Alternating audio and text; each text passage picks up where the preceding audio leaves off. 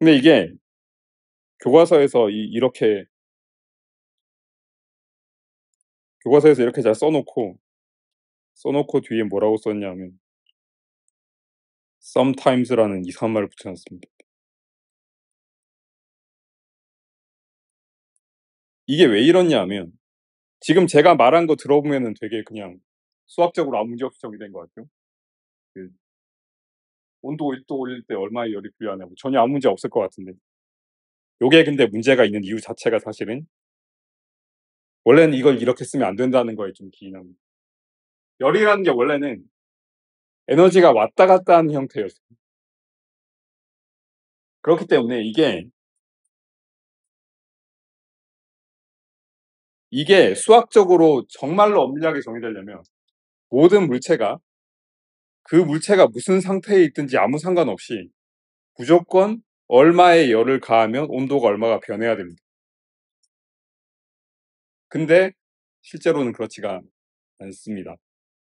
실제로는 어떨 때는 뭐 10줄의 열을 가했을 때 어떨 때는 1도가 올라가고 어떨 때 2도가 올라가고 어떨 때는 뭐 0.1도가 올라갑니다. 그럼 이거 사실은 잘못된 거 아니냐. 그래서 엄밀하게 그렇게 따지기 시작하면 사실은 잘못된 정의인데 그래서 엄밀하게는 여러분이 이 물체 열 용량이 뭐냐고 하면은 그거는 사실은 질문 자체가 잘못된 건데 여기다가 마치 제가 아까 이 세 개가 원래 따로따로 정의되는데 구속 조건을 넣으면은 뭔가 이렇게 정해진다고 했던 것처럼 비슷하게 열 용량은 열 용량인데 이게 어떤 가정 하에서는 정확하게 정의가 될 수가 있습니다. 네, 그게 크게 두 가지가 있습니다. 그리고 그게 뭐랑 관계 있냐? 지금 우리가 계속 보고 있는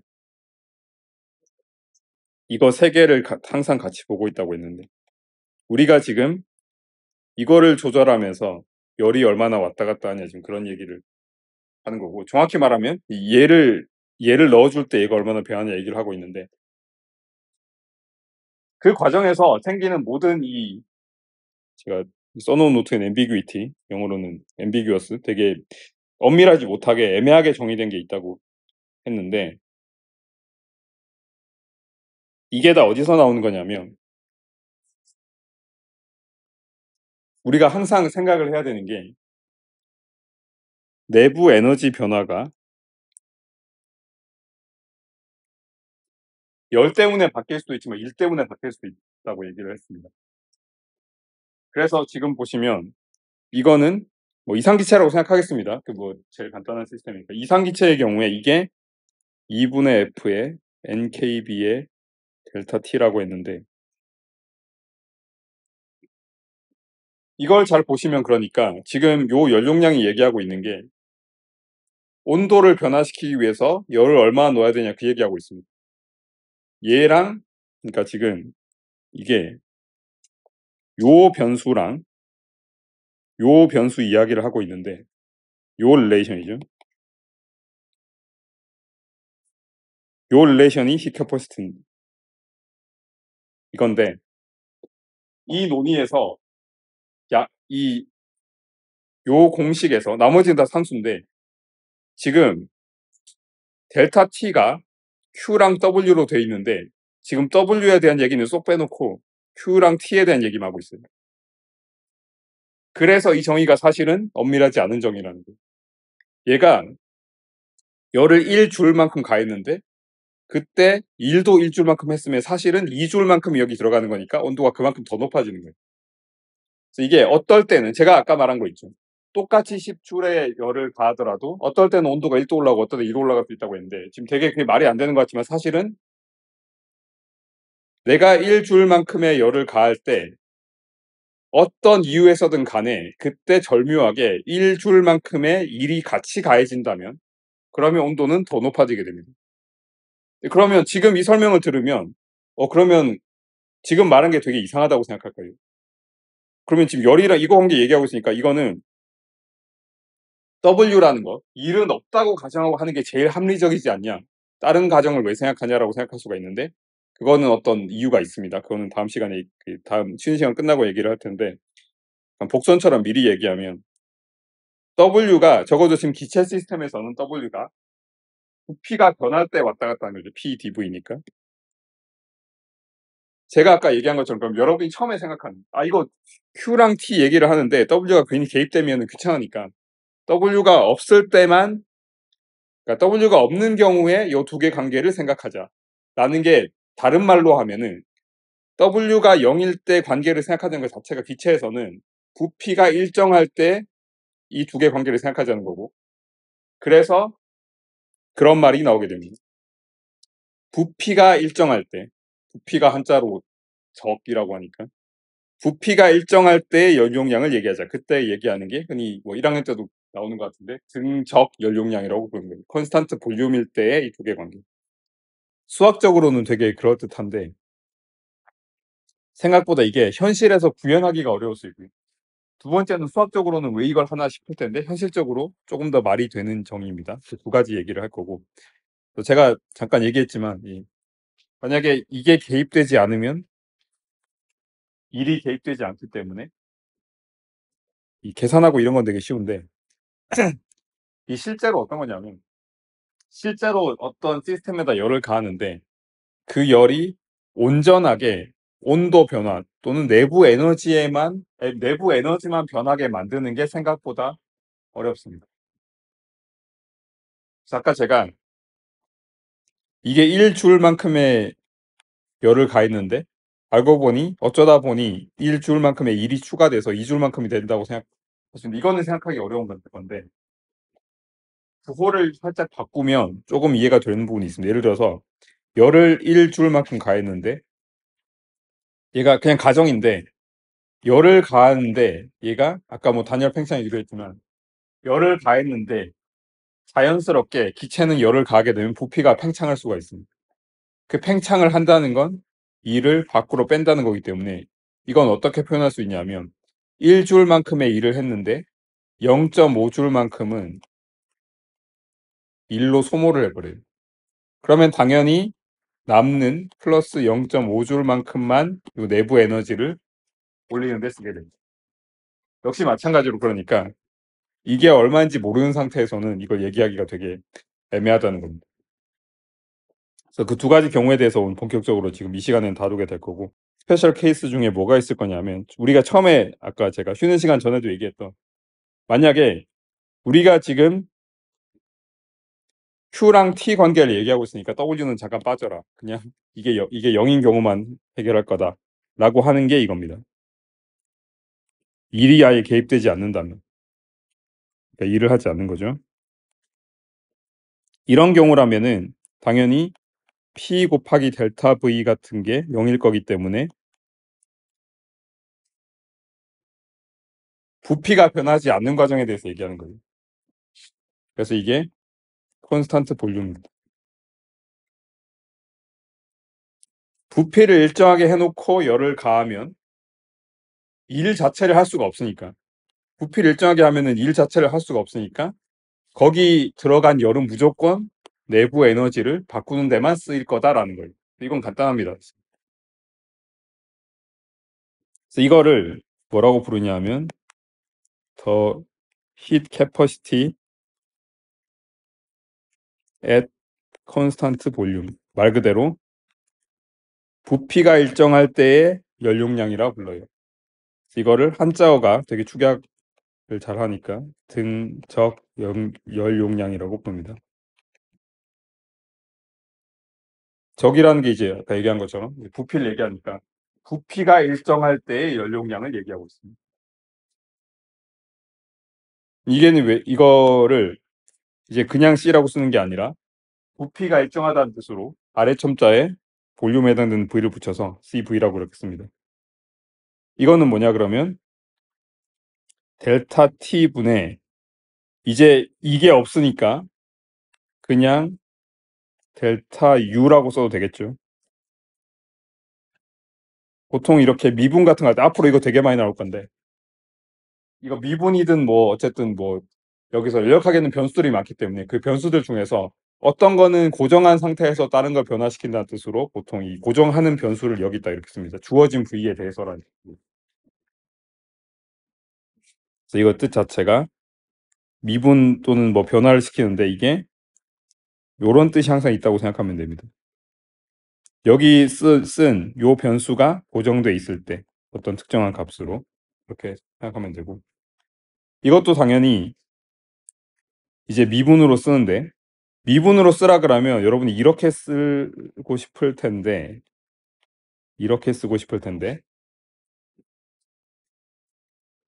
수학 시간에 배웠겠지만 이렇게 쓰면 문제가 되는 게, 이게 u가 t에 대한 함수기만 하면 저렇게 쓰는 게 맞는데, 아시다시피 u가 u를 p나 v 다른 식으로 쓸 수가 있습니다. 그래서 지금 이거를 변화하는 데 있어서 압력 같은 게 변하지 않는다는 보장이 없기 때문에 이거를 어떻게 써야 되냐면, 다른 변수들은 그대로 두고 t만 변화시킨다는 뜻으로 d가 아니라 약간 꼬부라지게 이렇게 쓰죠. 편미분 기호죠. 파셜 데리버티브인데, 그래서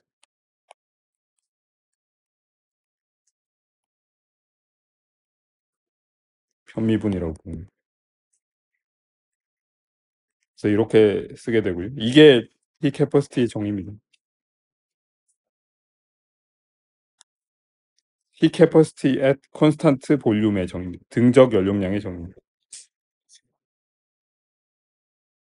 그러면 이제 이게 조금 덜 엄밀해집니다. 정확히 말하면 덜 헷갈립니다. 더 엄밀해집니다. 그래서 열의 얘기를 하고 있었는데, 열 얘기를 하는데 이름 빠져라라고 해서 이 두 개만 갖고 얘기를 하는 거. 그렇기 때문에 이거는 사실은 Q라는 게 이제 빠져버렸어요. 왜냐하면 Q라는 건 다시 한번 얘기하지만 열이라는 거는 왔다 갔다 하는 거기 때문에 이거를 계속 이런 정의에 쓰는 게 되게 좀 부적절합니다. 그래서 이거는 부피가 일정할 때 내부 에너지와 온도의 관계, 이것만 얘기하겠다는 거예요. 그래서 이거는 사실은 히트 캐퍼시티가 아니라 정확히 말하면 에너지 캐퍼시티라고 하면은 조금 더 엄밀합니다. 본질적으로는 에너지 캐퍼시티라는 거고.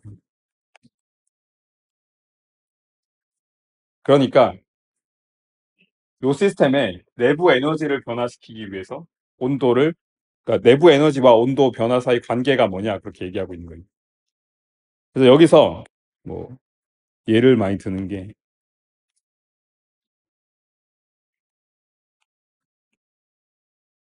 1도의 온도를 변화시키기 위해서 1칼로리만큼의 에너지를 소모할 수 있는데, 굳이 칼로리랑 이상한 단위를 쓰는 이유가 3.2줄이죠. 이게 물 1g에 해당되는 얘기이기 때문에 그렇습니다. 이것도 약간 뭐 압력에 따라 다르고 그러긴 하는데, 사실은 액체의 경우에는 그게 그렇게 많이 왔다 갔다 하진 않아서 이 정도가 이제 보통 사람들이 많이 쓰는 거죠. 그래서 이런 거 다 좋은데, 그럼 다른 걸 왜 생각하냐? 이유가 있습니다. 두 번째, 일상생활에서는 보통 어떠냐 하면, 어떤 물질에다가 열을 가하면 보통 팽창을 합니다. 아까 얘기했죠. 여기서 우리가 일 정의할 때 그냥 우리가 생각하는 1학년 때 배운 그런 일만 생각하면 안 돼요. 기체 시스템에서는 팽창했다는 것 자체, 부피가 팽창했다는 것 자체가 일을 한 겁니다. 우리가 여기 아무것도 안 했으니까 기체가 일을 안 했겠지라고 생각했는데, 사실은 기체에다 열을 가했는데 팽창을 해버리면 얘가 일을 해버린 거예요. 그래서 벌써 1번이 깨진 겁니다. 못 써요, 그러면. 그러면 이제 되게 어려워졌다고 생각할 수 있는데, 그럴 때 이런 상황을 여러분이 생각해 보시면 되는데, 어떤, 예를 들어서 뭐 기체 덩어리가 있습니다. 기체 덩어리가 있는데 여기에다가 어떤 뭐 열을 가합니다. 얘가 절묘하게 우리가 어떤 엄청나게 강한 어떤 이걸 딱 놔둬가지고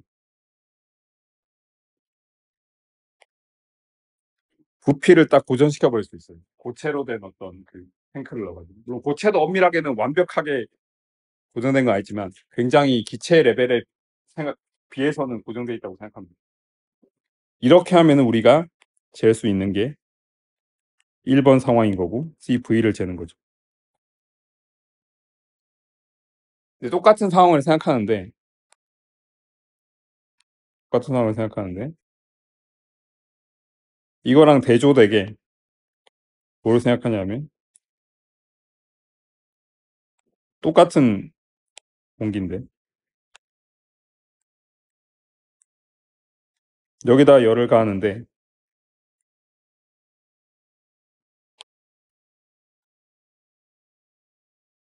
이번에는 이렇게 볼륨 자체를 딱 고정시켜버리는 어떤 뭐 고체로 된 어떤 용기를 쓰는 게 아니라 얘가 적당히 팽창하도록 둡니다. 그래서 이게 이렇게 되기도 하고 이런 식으로 적당히 팽창을 한다는 거예요. 그러면 얘가 열을 가했을 때 이게 얼마나 팽창할지가 뭘로 정해지냐 하면 이게 이런 딱딱한 용기로 정해지는 게 아니라 얘가 그렇다고 해서 얘가 조금 열 가했다고 해서 우주 전체를 덮어버릴 수는 없을 겁니다. 생각해보면. 그럼 얘를 완벽하게 고정시키는 것도 아니고 우주 전체로 퍼지는 것도 아니고 우주 전체로 퍼지는 거 막는 게 뭘까라고 생각해보면 왜냐하면 여기서 우리가 뗄래야 뗄 수 없는 관계가 여기가 우리가 어떤 관심 있는 영역이긴 하지만 이거 바깥쪽에 분명히 뭔가 다른 어떤 기체든 뭐든 주변 환경이 이걸 둘러싸고 있을 거예요. 이렇게 정확하게 고체 용기로 고정된 게 아니라면 이거 부피 자체가 뭘로 결정될 거냐면 얘가 팽창할 때 여기서 주변에 있는 이게 전체적으로 이렇게 익스포넨셜 앰모스피어 할 때 나온 거죠. 우리 눈에는 안 보이지만 주변에 있는 어떤 다른 물질들이 얘를 나오지 못하도록 이렇게 압력을 가하고 있는 거죠. 그러니까 얘가 열을 가했을 때 이게 얼마나 팽창할지는 주변의 압력이 1기압인지 2기압인지 뭐 10기압인지에 따라 달라지는 거예요. 그렇기 때문에 우리가 지금 요 1번에 해당되는 이걸 했었는데 2번에 해당되는 건 뭐냐면 이거를 팽창을 하도록 두는데 그냥 팽창을 하도록 두라고 하면 기준이 없습니다. 예를 들어서 진공이면은 다 퍼져버려요. 그래서 팽창을 하는데 어떤 기준을 주는데 그 기준이 뭐냐 하면 어떤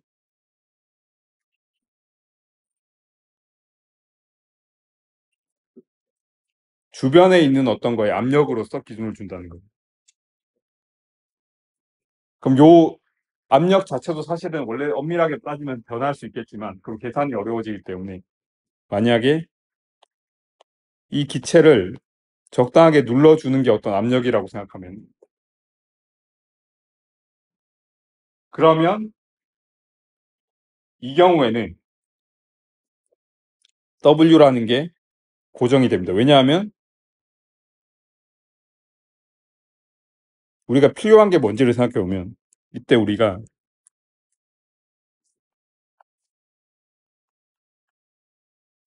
이 중에서 요 세 번째 W가 뭔지를 몰라서 문제가 됐던 건데 이게 마이너스 PdV인데 볼륨이 변했을 때 일을 얼마나 했는지를 알려주는 게 요 비례상수 프레셔인 거죠. 그러니까 P가 주어지면 얘가 볼륨이 변했을 때 얼마의 에너지가 일로서 대입되는지를 알 수 있는 거예요. 그렇기 때문에 콘스탄트 프레셔인 경우에 T 캐퍼시티를 다뤄보자는 거예요. 그래서 첫 번째는 부피가 일정할 때 연용량을 얘기했다면 두 번째는 압력이 일정할 때 연용량을 얘기할 겁니다. 그래서 이거를 등압 연용량이라고 부르게 됩니다. 두 번째 요 케이스에 대해서 얘기를 좀 더 자세히 하자면 만약에 주변에 있는 것들의 프레셔가 상수라면 이게 상수가 아니라면 더 복잡해지기 때문에 일단 이걸 생각하는데 W를 그래서 뭘로 쓸 수 있냐? P 델타 V로 쓸 수 있게 되겠죠. 이거 왜 적분으로 안 쓴지는 아시겠죠, 이제? 이게 일정하니까 어차피 적분 밖으로 이렇게 나와버립니다. 그렇기 때문에 이렇게 쓰는 거예요. 원래는 우리가 알고 있는 거는 요건데 이게 일정하니까 밖으로 나오고 나머지는 그냥 델타 V가 되는 겁니다. 자, 그러면 이 경우에는 C라고 쓰는데 아까 여기 아래 첨자를 V로 썼던 거와 대조적으로 여기서 이제 압력이 일정하니까 P라고 쓸 거고요. 이거는 델타 T분의 원래는 Q인데 Q를 이렇게 쓰는 거죠.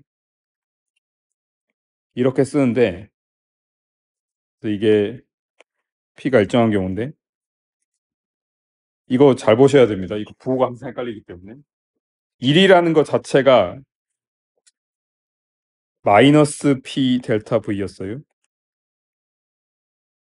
그러니까 마이너스가 돼서 다시 그냥